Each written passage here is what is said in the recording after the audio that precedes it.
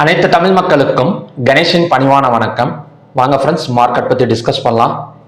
Yesterday நமக்கு ஒரு fall 24,292 இருந்து கிட்டத்தட்ட 23,811 ஒரு 400 பாயிண்ட்ஸ் பக்கம் நமக்கு ஃபால் ஆனது. எஸ்டர்டேவே நமக்கு ஒரு 100 பாயிண்ட் பக்கம் ரெக்கவரியில் தான் க்ளோஸ் ஆனது. இன்னைக்கு எஸ்டர்டே வீடியோவில் எந்த மாதிரி பார்த்தோம் அப்படின்னா, கொஞ்சம் ரெக்கவரி எடுத்தால் கூட ஒரு குறிப்பிட்ட தூரம் ரெசிஸ்டன்ஸ் எடுத்துட்டு நமக்கு கீழே இறங்கிடும் அப்படிங்கிற மாதிரி தான் பார்த்துருந்தோம். ஸோ இன்னைக்கு பார்த்தீங்க அப்படின்னா 24,134 வரைக்கும் ரீச் ஆகிட்டு, ஸோ அதுக்கப்புறம் ஃபுல்லாகவுமே நமக்கு சைட்வேஸில் போயிட்டு இருக்கு. ஸோ இது அகைன் இறங்குமா? இப்போ மார்னிங்லலாம் பார்த்தீங்க அப்படின்னா ஒரு ரவுண்ட் பாட்டம் பேட்டர்ன் மாதிரி கிரியேட் ஆயிருந்தது 15 மினிட்ஸில். ஸோ இந்த ரவுண்ட் பாட்டம் பேட்டர்னோட எண்டு எவ்வளோ தூரம் இருக்குன்னா 24,200 வரைக்கும் இருக்குங்க. ஸோ 24,200 வரைக்கும் போகலை, 24,135 வரைக்கும் போயிட்டு, ஸோ அந்த இடத்துல பார்த்தீங்க அப்படின்னா நமக்கு அகைன் ஒரு சைட்வேஸ் கிரியேட் ஆயிருக்கு. ஓகேங்களா? ஸோ இது சைட்வேஸ் எடுத்திருக்கிறது. நாளைக்கு டவுன் ஆகுமா, இல்லைன்னா மறுபடியும் மேலே வரதுக்கான சான்சஸ் இருக்கா அப்படிங்கிறத நம்ம பார்க்கலாம். ஸோ அதுக்கு முன்னாடி எஸ்டர்டே கமெண்ட் செக்ஷனில் ஒரு 2 கொஸ்டின் கேட்டிருந்தாங்க. ஒன்று சென்செக்ஸ் ட்ரேடிங் வியூவில் எந்த சார்ட்டை நம்ம சூஸ் பண்ணலாம் அப்படின்னு. இப்போ சென்செக்ஸ்னு டைப் பண்ணிங்கன்னு வச்சுக்கோங்களேன். இப்போ ட்ரேடிங் வியூவில் போயிட்டு ப்ளஸ் சிம்பிள் கொடுத்து சென்செக்ஸ்னு டைப் பண்ணிங்க அப்படின்னா உங்களுக்கு S&P BSE சென்செக்ஸ்னு வரும். ஸோ அதை கிளிக் பண்ணக்கூடாது. BSE சென்செக்ஸ் இண்டெக்ஸ், அதாவது இண்டெக்ஸ் BSEன்னு இந்த இடத்துல காட்டும். ஸோ இந்த சென்செக்ஸை தான் நாம் அதாவது ஆட் பண்ணி வச்சுக்கணும். ஓகேங்களா? ஸோ இதோட சார்ட் ஒரு 15 மினிட்ஸ் லேட்டாக தான் நமக்கு ஓப்பன் ஆகும். அது மட்டும் இல்லாமல் நமக்கு புரோக்கரேஜ் சார்ட்டில் இருக்கிற சென்செக்ஸ் வேல்யூவும் இந்த ட்ரேடிங் வியூவில் காட்டுற இந்த சென்செக்ஸ் வேல்யூவும் பார்த்தீங்க அப்படின்னா கொஞ்சம் டிஃபரன்ஸ் இருக்கும். ஓகேங்களா? அது மட்டும் நீங்கள் வாட்ச் பண்ணிக்கோங்க. பட் சென்செக்ஸை நீங்கள் கரெக்டாக ஒரு ட்ரேடிங் பண்ணுறப்ப நீங்கள் வாட்ச் பண்ணணும் அப்படின்னா நீங்கள் புரோக்கரேஜ் சார்ட்டில் நீங்கள் பார்த்துக்கலாம். அதாவது நீங்கள் ஜெரோதா யூஸ் பண்ணிக்கலாம், ஏஞ்சல் புரோக்கிங், ஐசிஐசி, நீங்கள் எந்த புரோக்கரேஜ் சார்ட் வேணால் ஓப்பன் பண்ணிக்கலாம். ஸோ அதில் இருக்கிற சென்செக்ஸ் சார்ட்டை பார்த்தீங்க அப்படின்னா அக்யூரேட்டான வேல்யூ நமக்கு காட்டும். ஓகேங்களா? ஸோ நெக்ஸ்ட் கொஸ்டின் என்ன கேட்டிருந்தாங்க அப்படின்னா, நியூஸ் நான் ஓப்பன் பண்ணி வச்சுக்கணுமா? அதாவது ஒவ்வொரு இப்போ ஃபார் எக்ஸாம்பிள் இப்போ லைவ் மின்ட்னு ஒரு நியூஸ் சேனல் இருக்குது. So Livemint, Moneycontrol, இந்த மாதிரி நிறைய இருக்குது. எதில் வேணால் நம்ம நியூஸ் வாட்ச் பண்ணிக்கலாம். இப்போ லைவ் மின்ட்டை நான் ஓப்பன் பண்ணி வச்சுக்கிறேன். இதை எனக்கு ஆட்டோமேட்டிக்காக நோட்டிஃபிகேஷன் மாதிரி பிசியில் காட்டுமா அப்படின்னு கேட்டிங்க அப்படின்னா, ஸோ அந்த மாதிரி காட்டாதுங்க. பட் நீங்கள் மொபைல் ஆப்பில் டவுன்லோட் பண்ணிவிட்டு ஒரு நோட்டிஃபிகேஷன் ஆன் பண்ணிட்டீங்க அப்படின்னா, ஸோ நியூஸ் வர வர உங்களுக்கு நோட்டிஃபிகேஷன் காட்ட ஆரம்பிச்சிடும். ஸோ மொபைலில் நம்ம நோட்டிஃபிகேஷன் யூஸ் பண்ணிக்கலாமே தவிர, பட் பிசியை பொறுத்த வரைக்கும் நம்ம ஒவ்வொரு விண்டோ ஓப்பன் பண்ணி வச்சுக்கலாம். இப்போ லைவ் மின்ட்டுக்கு, எக்கனாமிக் டைம்ஸ், அதுக்கப்புறம் பார்த்தீங்க அப்படின்னா மணி கண்ட்ரோல், ஸோ இதெல்லாம் நம்ம ஒவ்வொரு விண்டோ ஓப்பன் பண்ணி வச்சுக்கிறப்ப ஸோ அந்த நியூஸ் ஆட்டோமேட்டிக்காக நமக்கு இந்த ஃப்ரண்ட் பேஜ்லேயே வந்துடும். ஓகேங்களா? இந்த ஃப்ரண்ட் பேஜில் ரெஃப்ரெஷும் பண்ண தேவையில்லை. ஆட்டோமேட்டிக்காக நியூஸ் வர்றப்பயே பழைய நியூஸ் பின்னாடி போயிடும், புது நியூஸ் இங்கே முன்னாடி வந்துடும். ஓகேங்களா? ஸோ இந்த மாதிரி தான் பண்ண முடியுமே தவிர நோட்டிஃபிகேஷன் செட் பண்ணிக்கிறது முடியாது. ஓகேங்களா? அதுக்கு பதிலாக நம்ம மொபைல் ஆப்பில் டவுன்லோட் பண்ணிக்கிட்டோம் அப்படின்னா ஆட்டோமேட்டிக்காக நோட்டிஃபிகேஷன் நமக்கு காட்டிடும். பட் பிசியில் பண்ண முடியாது. ஓகே, ஸோ இந்த 2 கொஸ்டின்ஸ் கேட்டிருந்தாங்க. ஸோ உங்களுக்கு ஏதாவது டவுட் இருந்தால் கூட நீங்கள் கமெண்ட் செக்ஷன் டைப் பண்ணுங்கள். ஸோ டெய்லி வீடியோலையும் இந்த மாதிரி ஏதாவது கொஞ்சம் நம்ம கொஸ்டின் அண்ட் ஆன்சர்ஸ் கொஞ்சம் பார்த்துட்டு கூட அடுத்தது நம்ம சப்போர்ட் அண்ட் ரெசிஸ்டன்ஸை பற்றி டிஸ்கஸ் பண்ணலாம். ஓகேங்களா? இப்போ சப்போர்ட் அண்ட் ரெசிஸ்டன்ஸை டிஸ்கஸ் பண்ணுறதுக்கு முன்னாடி நியூஸ் அண்ட் டேட்டாஸை நம்ம பார்த்துட்டு வந்துடலாம். இன்னைக்கு என்னங்க நியூஸ் இருக்குது அப்படின்னா, அதாவது இந்தியா ஆஸ்திரேலியாவோட ஒப்பந்தம் நடந்திருக்கு. இதுக்கு முன்னாடி இந்தியா இந்தோனேசியாவோட ஒப்பந்தம் நடந்தது. இப்போ இந்தியா ஆஸ்திரேலியா. ஸோ எதுக்கான ஒப்பந்தம் அப்படின்னு பார்த்தீங்க அப்படின்னா, ஆஸ்திரேலியாவிலேருந்து யுரேனியம் இந்தியாவுக்கு எக்ஸ்போர்ட் பண்ணுறாங்க. ஓகேங்களா? ஸோ இதோட ஒப்பந்தம் தான் நடந்திருக்கு. இதில் மெயினாக என்ன சொல்கிறாங்க அப்படின்னா, நாங்கள் யுரேனியம் ஆஸ்திரேலியா வாங்குறது முழுசாக மின்சாரத்துக்கு தான், அதாவது எலக்ட்ரிசிட்டிக்கு தான் நாங்கள் பயன்படுத்துவோம் அப்படிங்கிற மாதிரி சொல்லியிருக்காங்க. அப்போ யுரேனியம் நாடுகள்லாம் எப்படிங்க பயன்படுத்துகிறாங்க அப்படின்னா 2 விதமாக பயன்படுத்துகிறாங்க. ஒன்று மின்சாரத்துக்கும் பயன்படுத்துவாங்க, இன்னொன்று பார்த்தீங்க அப்படின்னா நியூக்ளியர் பிளான்ட், ஆட்டோமொபைல், அந்த மாதிரி ஒரு வெடிகுண்டு தயாரிக்கிறதுக்கும் பார்த்தீங்க அப்படின்னா யுரேனியம் எல்லாம் பயன்படுத்துவாங்க. ஓகேங்களா? இந்த ஒப்பந்தத்தில் மெயினாக என்ன சொல்லியிருக்காங்க அப்படின்னா, நாங்கள் மின்சாரத்துக்கு தான், மின்சார உற்பத்திக்காக தான் இந்த யுரேனியம் ஆஸ்திரேலியாவில் நாங்கள் வாங்குறோம் அப்படிங்கிற மாதிரி தெளிவாக சொல்லியிருக்காங்க. அது மட்டும் இல்லாமல் இந்தியாவோட இலக்கு 2047 100 ஜிகாவாட் அணுசக்தி உற்பத்தியை நாங்கள் கொண்டு வந்துடுவோம் அப்படிங்கிற மாதிரி ஒரு ஒப்பந்தம் வந்து நமக்கு வந்து கிடைச்சிருக்கு. ஸோ இதன் மூலியமா ஆஸ்திரேலியா சூப்பர் இந்தியாவின் என்ஐஎஃப்இல் கூடுதலாக கிட்டத்தட்ட $500 மில்லியன் வந்து முதலீடு வந்து புதுசாக வந்து கொண்டு வராங்க இந்தியாவுக்குள்ளார. சரிங்க, அந்த மாதிரி முதலீடு உள்ளார வரப்ப எந்த செக்டாருக்கு வந்து ஒரு நல்ல growth கிடைக்கும் அப்படின்னா nuclear power, power generation, infrastructure, engineering and EPC, critical minerals, clean energy, defence and strategic manufacturing. So இதுக்கெல்லாம் பார்த்தீங்க அப்படின்னா ஒரு நல்ல ஸ்கோப் வந்து கம்மிங் டேஸில் வந்து கிடைக்கிறதுக்கான சான்சஸ் இருக்குது. ஓகேங்களா? ஸோ இந்த ஒப்பந்தம் தான் இன்னைக்கு வந்து நடந்திருக்கு. அடுத்தது வந்து நம்ம எஃப்ஐஐ வந்து பார்க்கலாம். கொஞ்சம் எஃப்ஐ வந்து ஒரு 18 மாசத்துல இந்தியாவில் வந்து எவ்வளோ எடுத்திருக்காங்க, வெளியே எடுத்திருக்காங்க அப்படின்னா ஒரு 5 லட்சம் கோடி ரூபாய் போய் வெளியே எடுத்திருக்காங்க. அதாவது $60 பில்லியன் அப்படின்னு சொல்லுவாங்க. 5 லட்சம் கோடி ரூபா வந்து வெளியே எடுத்திருக்காங்க. சரிங்க, இப்போ ஒரு 4 நாளாக பை பண்ணிட்டு இருக்கிறாங்க. இந்த 5 லட்சம் கோடி ரூபா உள்ளார கொண்டு வந்துருவாங்களா அப்படின்னா அதுக்கான ஆன்சர் கிடையாது. பட் இப்போ என்ன சொல்றாங்க அப்படின்னா எஃப்ஐஎஸ் வந்து வெளிநாட்டு முதலீட்டாளர்கள் வந்து உள்ளார வரதுக்கான கொஞ்சம் வாய்ப்பு இருக்கு அப்படிங்கிற மாதிரி சொல்றாங்க. ஓகேங்களா? இவங்களுக்கு 4 நாள் பை பண்றோம்னு சொல்லிட்டு நாம அடுத்த நாள் எதிர்பார்த்தோம்னா அன்னைக்குன்னு பார்த்து ஒரு 10,000 கோடி ரூபா வெளியே எடுப்பாங்க இவங்க. ஸோ அந்த மாதிரி ஆளுங்க தான். அதனால நம்ம எஃப்ஐஎஸ் பையிங்கா செல்லிங்காங்கிறத விட பட் ஒரு லாங் டேர்ம்ல ஒரு என்ன சொல்றது அப்படின்னா நிஃப்டி ஒரு 26,000க்கு வரதுக்கான வாய்ப்புகள் இருக்கு. ஓகேங்களா? ஸோ இந்த நியூஸை வச்சு உடனே நாளைக்கே வந்துருமானா அதுக்கு வந்து ஆன்சர் கிடையாது. இவங்க நாளைக்கு என்ன பண்ணுவாங்கிறது இவங்களுக்கும் தெரியாது. ஓகேங்களா? அதனால இப்போதைக்கு வந்து வெளிநாட்டு முதலீட்டாளர்களை உள்ளார கொண்டு வரது நோக்கத்துக்காக நிறைய வந்து இந்த மாதிரி இப்போ இந்தோனேஷியாவோட ஒப்பந்தம் நடந்தது. இப்போ வந்து பார்த்தீங்க அப்படின்னா இந்தியா ஆஸ்திரேலியா. ஸோ அடுத்தது வந்து India US trade deal. So அது பெண்டிங்கில் இருக்கு. ஸோ அதுவுமே வந்தது அப்படின்னா எஃப்ஐஎஸ் இந்த மாதிரி கொஞ்சம் கொஞ்சம் பை பண்ணுறதுக்கு சான்சஸ் இருக்கு. அதாவது கொஞ்சம் கொஞ்சம் பை பண்ணுறதுக்கு தான் சான்சஸ் இருக்கு. ஸோ ஒரேடியாக ஒரு 5,000 கோடி 10,000 கோடி கேஷ்ல வந்து காட்டினாங்க அப்படின்னா தொடர்ந்து நமக்கு வந்து மேலே வந்துடும். ஓகேங்களா? எஸ்டர்டே வந்து நமக்கு என்னதான் இறங்கினாலுமே எஃப்ஐயோட இது வந்து பார்த்தீங்க அப்படின்னா நமக்கு வந்து கொஞ்சம் பாசிட்டிவ்ல தான் இருக்கு. இப்போ கேஷ் மார்க்கெட் எடுத்துக்கிட்டோம்னு வச்சுக்கோங்களேன். ஸோ எஃப்ஐஎஸ் வந்து தொடர்ந்து ஒரு 4 ட்ரேடிங் டேஸ்லையுமே பாசிட்டிவ்ல தான் இருந்திருக்காங்க. ஸோ அது எப்படிங்க இவ்வளோ பெரிய கிராஷ் நடந்து கூட எஃப்ஐஎஸ் வந்து பாசிட்டிவ்ல இருக்காங்க அப்படின்னா அதாவது 3 விதமான பார்ட்டிசிபேஷன் வந்து இருப்பாங்க. ஸோ 4 விதமாகவே எடுத்துக்கலாமே. அதாவது foreign institutional investors, domestic institutional investors ரெண்டாச்சா. 3வது வந்து ஹெச்என்ஐ அப்படின்னு சொல்லுவாங்க. ஹெச்என்ஐனா யாருன்னா ஒரு கோடி கணக்கில் வச்சு ட்ரேட் பண்றவங்க, ஹை நெட்வொர்த் இண்டிவிஜுவல்ஸ் அப்படின்னு சொல்லி. இப்போ ஒரு 5 கோடி ரூபாய் என்கிட்ட இருக்குன்னு வச்சுக்கோங்களேன். ஸோ நான் வந்து ஒரு ஹெச்என்ஐ அந்த மாதிரி. 4வது வந்து ரீட்டைல் ட்ரேடர்ஸ். ரீட்டைல் ட்ரேடர்ஸ்னா கம்மியான அமௌண்ட் வச்சு ட்ரேட் பண்றவங்க இல்லை இன்வெஸ்ட்மெண்ட் பண்றவங்க. இந்த 4 பார்ட்டிசிபேஷன் வந்து இருப்பாங்க. நேற்று என்ன நடந்திருக்கு அப்படின்னா இந்த ரீட்டைல் ட்ரேடர்ஸும் ஹெச்என்ஐஸும் பெரிய அளவில் வந்து விற்க ஆரம்பிச்சிருக்கிறாங்க அப்படிங்கிற மாதிரி சொல்லலாம். ஸோ எஃப்ஐஎஸ் வந்து கொஞ்சம் ஹோல்டிங் பண்ணியிருக்கிறாங்க, கொஞ்சம் பையிங்ல இருந்திருக்காங்களே தவிர ஹெச்என்ஐஸ் அண்ட் ரீட்டைல் ட்ரேடர்ஸ் வந்து பெரிய அளவில் வந்து பணத்தை எடுத்திருக்காங்க. ஓகேங்களா? ஸோ அதனால தான் எஃப்ஐஎஸ் பை பண்ணியிருந்தா கூட நமக்கு வந்து ஹெச்என்ஐ ரீட்டைல் ட்ரேடர்ஸ் அதாவது செல்லிங் பண்ணியிருக்கனால நமக்கு மார்க்கெட் வந்து இந்த அளவுக்கு கிராஷ் ஆயிருக்கு அப்படிங்கிற மாதிரி எடுத்துக்கலாம். Okay. So okay friends, next வந்து நம்ம ஸ்டாக் ஹீட் மேப் எப்படி இருக்கு அப்படின்னா ஸ்டாக் ஹீட் மேப்ல எல்லாமே நல்லா இருக்கு, கொஞ்சம் பாசிட்டிவ்ல தான் இருக்கு. ஹெச்டிஎஃப்சி, ரிலையன்ஸா இருக்கட்டும், பாரதி ஏர்டெல், கொட்டாக் பேங்க், அதாவது bank Nifty and fin Nifty நல்லா இருக்கு. ஐடி செக்டார் கொஞ்சம் பரவாயில்ல, இன்ஃபோசிஸ் மட்டும்தான் இறங்கி இருக்கு. டிசிஎஸ் Q1 ரிசல்ட் வந்து இன்னைக்கு வந்து அனௌன்ஸ் பண்ண போறாங்க. ஓகேங்களா?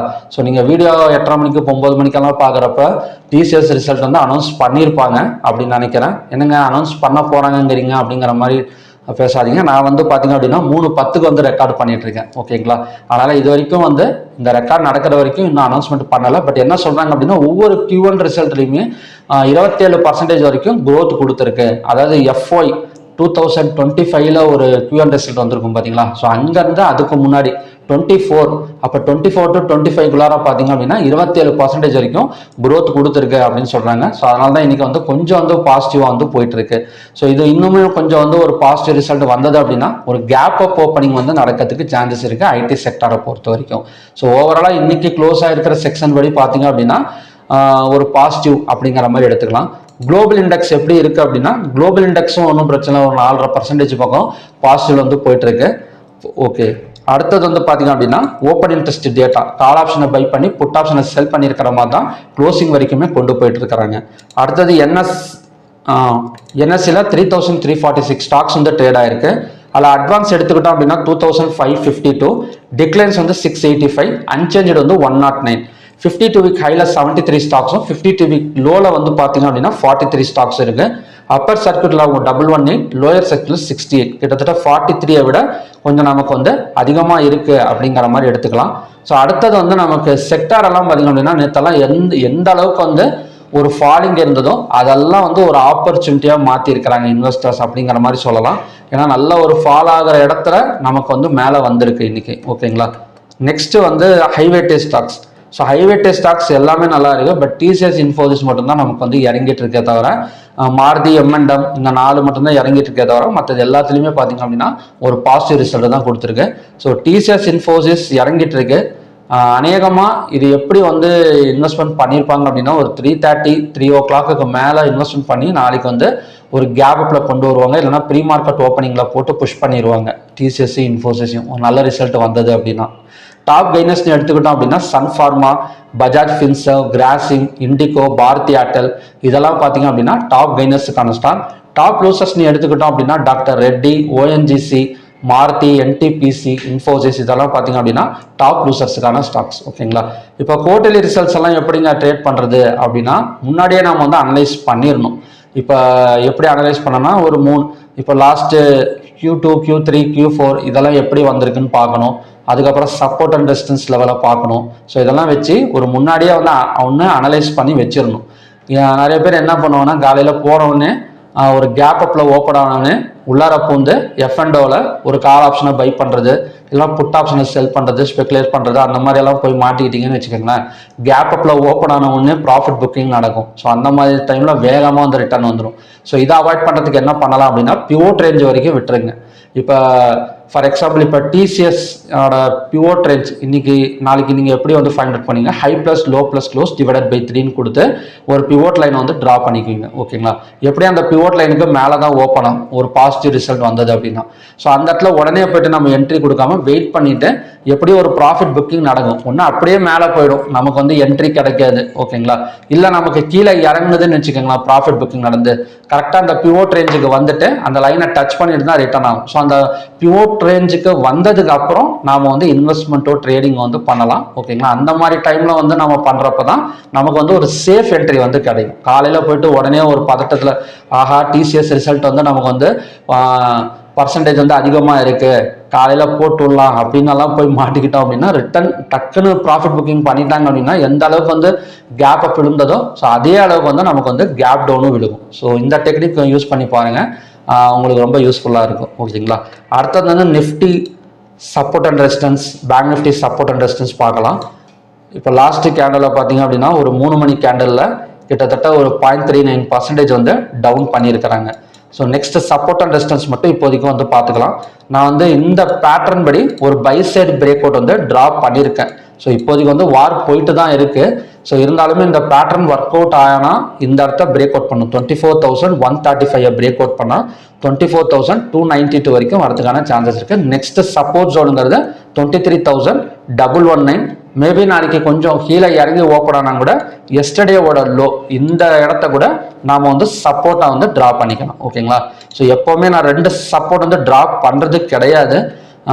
ஏன் அப்படின்னா சப்போர்ட் 1, சப்போர்ட் 2, சப்போர்ட் 3 எல்லாம் நம்ம எப்பவுமே டிரா பண்ணி வச்சுக்க கூடாது. ஸோ ஒரு இன்வெஸ்ட்மெண்ட்டாக இருக்கட்டும் ஒரு ட்ரேடிங்காக இருக்கட்டும் ஒரே ஒரு சப்போர்ட் அண்ட் ரெசிஸ்டன்ஸ் மட்டும் ட்ரா பண்ணிக்கோங்க. மேபி நாளைக்கு ஒரு கேப் டவுன் விழுந்தால் அடுத்த சப்போர்ட் என்னங்கிறத மட்டும் நம்ம பார்த்துக்கலாம். 23,804. ஓகேங்களா. ஸோ மற்றபடி இந்த இடத்துல ஓப்பனிங் கொடுத்தது அப்படின்னா 23,919 தான் பார்த்தீங்க அப்படின்னா நமக்கான சப்போர்ட் ஜோன். அடுத்தது வந்து பேங்க் நிஃப்டி. இப்போ பேங்க் நிஃப்டி பார்த்துக்கிட்டிங்கன்னா பை சைட் பிரேக் அவுட் பாயிண்ட்ங்கிறது 57,465. ரெசிஸ்டன்ஸுங்கிறது இந்த இடம் ரெசிஸ்டன்ஸுங்கிறது 57,856. சப்போர்ட்டுங்கிறது 56,871. சென்செக்ஸ் அதிகமாக தான். ஸோ சென்செக்ஸோட பிரேக் அவுட் பாயிண்ட்டுங்கிறது ஒரு நிமிஷம்